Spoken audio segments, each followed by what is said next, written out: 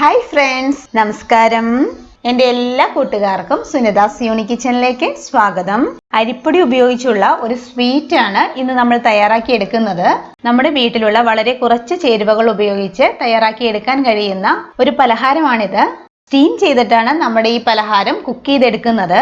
അപ്പോൾ ആവിയിൽ വേവിക്കുന്ന ഈ പലഹാരം എങ്ങനെയാണ് തയ്യാറാക്കി എടുക്കുന്നതെന്ന് കണ്ടു നോക്കിയാലോ.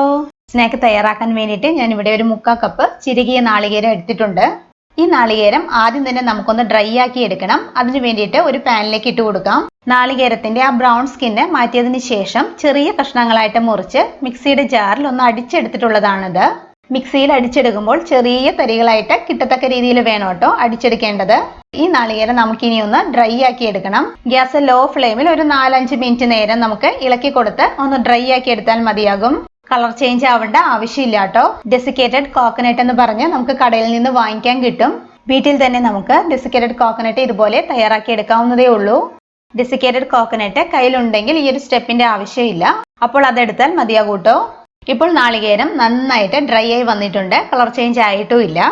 ഇപ്പോൾ നമ്മുടെ ഡെസിക്കേറ്റഡ് കോക്കനട്ട് റെഡി ആയിട്ടുണ്ട്. ഈ ഒരു പാകത്തിന് വേണം നമ്മൾ ഡെസിക്കേറ്റഡ് കോക്കനട്ട് തയ്യാറാക്കി എടുക്കേണ്ടത് കേട്ടോ. ഇനി നമുക്കിതൊരു ബൗളിലേക്ക് മാറ്റി വെക്കാം. ഇനി ഒരു പാനിലേക്ക് 1 കപ്പ് പാൽ ഒഴിച്ചു കൊടുക്കാം. ഇനി ഈ പാലൊന്ന് നന്നായിട്ട് ചൂടായിട്ട് വരണം.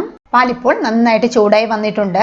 പാലിലേക്ക് നമ്മുടെ മധുരത്തിന് ആവശ്യത്തിന് വേണ്ട പഞ്ചസാര ആഡ് ചെയ്ത് കൊടുക്കാം. ഞാനിവിടെ 1/2 കപ്പ് പഞ്ചസാരയാണ് എടുത്തിട്ടുള്ളത്. പഞ്ചസാര നമ്മുടെ മധുരത്തിനനുസരിച്ചുള്ള അളവിൽ കൂട്ടിയും കുറച്ചും ഒക്കെ എടുക്കാവുന്നതാണ് കേട്ടോ.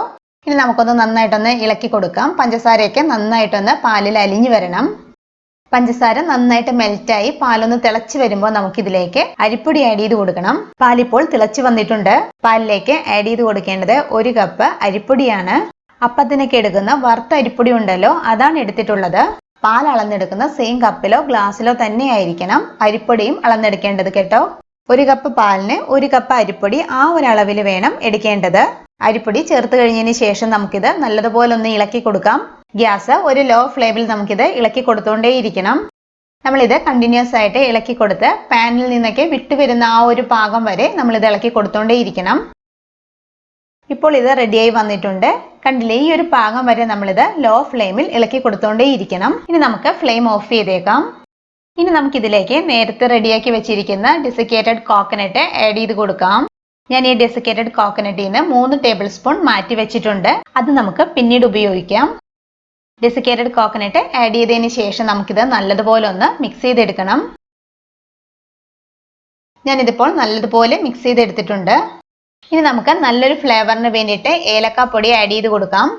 5 ഏലക്ക പൊടിച്ചെടുത്തിട്ടുള്ളതാണ് കേട്ടോ ഇത്. നമ്മുടെ പലഹാരത്തിന്റെ മധുരം ഒന്ന് ബാലൻസ് ചെയ്യാൻ വേണ്ടിയിട്ട് അല്പം ഉപ്പ് ആഡ് ചെയ്ത് കൊടുക്കാം. 1 ടേബിൾ സ്പൂൺ നെയ്യും കൂടി ആഡ് ചെയ്ത് കൊടുക്കാം. നെയ്യ് ആഡ് ചെയ്യുമ്പോൾ നമ്മുടെ പലഹാരത്തിന് നല്ലൊരു ടേസ്റ്റും സോഫ്റ്റ്നെസ്സും കിട്ടും. നെയ്യിന്റെ ഫ്ലേവർ ഇഷ്ടമല്ല എങ്കിൽ ആഡ് ചെയ്യണമെന്നില്ല കേട്ടോ. ഇനി നമുക്കിതെല്ലാം കൂടി നല്ലതുപോലെ ഒന്ന് മിക്സ് ചെയ്തെടുക്കണം. ഇവിടെ ഞാനിതിപ്പോൾ നന്നായിട്ട് മിക്സ് ചെയ്തെടുത്തിട്ടുണ്ട്. ഇനി ഇതിന്റെ ചൂട് അല്പം ഒന്ന് കുറയുന്നത് വരെ നമുക്കൊന്ന് വെയിറ്റ് ചെയ്യാം. ഇപ്പോൾ ഇതിന്റെ ചൂട് അത്യാവശ്യം കുറഞ്ഞിട്ടുണ്ട്. ഇനി നമുക്ക് കൈകൊണ്ട് നന്നായിട്ടൊന്ന് കുഴച്ചെടുക്കാം. നല്ലതുപോലെ സോഫ്റ്റ് ആവുന്നത് വരെ നമുക്കിതൊന്ന് നന്നായിട്ട് കുഴച്ചെടുക്കണം. ഞാൻ ഇതിപ്പോൾ നല്ലതുപോലെ കുഴച്ചെടുത്തിട്ടുണ്ട്.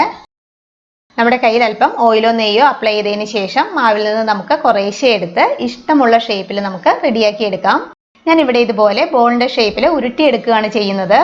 നമുക്ക് വേണമെങ്കിൽ സിലിണ്ടറിക്കൽ ഷേപ്പിലോ കട്ട്ലറ്റിന്റെ ഷേപ്പിലോ ഒക്കെ റെഡിയാക്കി എടുക്കാവുന്നതാണ്. ബാക്കിയുള്ളത് നമുക്ക് ഇതുപോലെ തന്നെ റെഡിയാക്കി എടുക്കാം.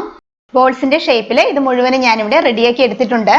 ഇനി നമുക്കിതെല്ലാം ആവിയിലൊന്ന് വേവിച്ചെടുക്കണം. ഞാനിവിടെ ഇഡ്ഡലി പാത്രത്തിലാണ് സ്റ്റീം ചെയ്തെടുക്കുന്നത്. വെള്ളം ഇപ്പോൾ നന്നായിട്ട് തിളച്ചിട്ടുണ്ട്. നമ്മൾ സ്റ്റീം ചെയ്യാൻ എടുക്കുന്ന പാത്രത്തിൽ ഓയിലോ നെയ്യോ പുരട്ടിയതിന് ശേഷം വേണം സ്നാക്ക് ഓരോന്ന് വെച്ച് കൊടുക്കേണ്ടത്. അല്ലെങ്കിൽ നമ്മുടെ സ്നാക്ക് ഒട്ടിപ്പിടിക്കാനുള്ള സാധ്യതയുണ്ട്. ഇനി ഇഡ്ഡലി പാത്രം അടച്ച് നമുക്കിതൊന്ന് കുക്ക് ചെയ്തെടുക്കണം. ഗ്യാസ് മീഡിയം ഫ്ലെയിമിൽ നമുക്കൊരു 6-7 മിനിറ്റ് നേരം കുക്ക് ചെയ്തെടുക്കാം. കൂടുതൽ ടൈം കുക്ക് ചെയ്യുകയാണെങ്കിൽ സ്നാക്ക് ഹാർഡായി പോകും. ഞാനിവിടെ 7 മിനിറ്റ് ആയപ്പോൾ ഗ്യാസ് ഓഫ് ചെയ്തു. എനിക്കിവിടെ സ്നാക്സ് നല്ലതുപോലെ കുക്കായി വന്നിട്ടുണ്ട്. 7 മിനിറ്റിന് ശേഷം കുക്കായോ എന്ന് ചെക്ക് ചെയ്ത് നോക്കണം. കുക്കായിട്ടില്ലെങ്കിൽ അല്പനേരവും കൂടി വെച്ച് കുക്ക് ചെയ്തെടുക്കണം കേട്ടോ. ഇപ്പോൾ നമ്മുടെ സ്വീറ്റിന്റെ ചൂടൊക്കെ നന്നായിട്ട് കുറഞ്ഞിട്ടുണ്ട്. ഇനി നമ്മുടെ ഈ സ്വീറ്റ് നേരത്തെ റെഡിയാക്കി വെച്ചിരിക്കുന്ന ഡെസിക്കേറ്റഡ് കോക്കനട്ടിൽ കോട്ട് ചെയ്തെടുക്കണം.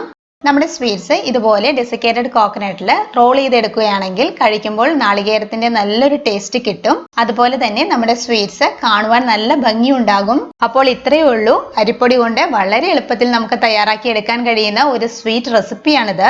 അപ്പോൾ എല്ലാവരും ഇതുപോലെ ട്രൈ ചെയ്ത് നോക്കണം. ഉറപ്പായിട്ടും ഇഷ്ടമാകും. വീഡിയോ ഇഷ്ടമായാൽ സബ്സ്ക്രൈബ് ചെയ്യാനും ഷെയർ ചെയ്യാനും മറക്കരുത് കേട്ടോ. Thank you. ബൈ.